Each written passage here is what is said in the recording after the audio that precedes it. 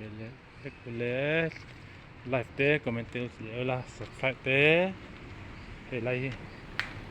bỏ lọ khóc memo cũng là điệp cũng là lông thả hay bỏ lọ tục sơ bu te để tên ẩm lúc tục chậm dậy cho mò đây là lý có trong hem lỗ liền thả hay bỏ lọ khóc mấy do cái là trên khu các hiện ra lòng khu lo dẹp khu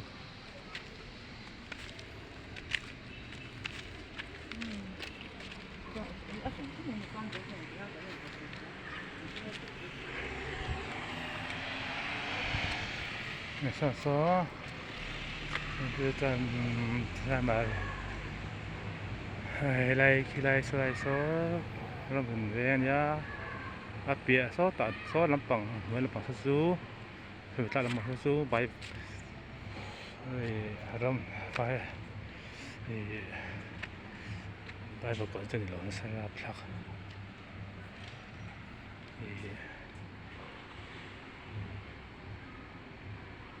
lực mình có thể hiện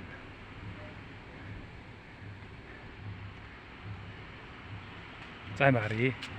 nha số mình liên thả sự làm bằng đó rồi cô là lấy của cái mình chỉ có mấy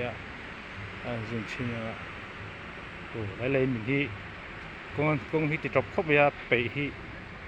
bị là sáng cái gì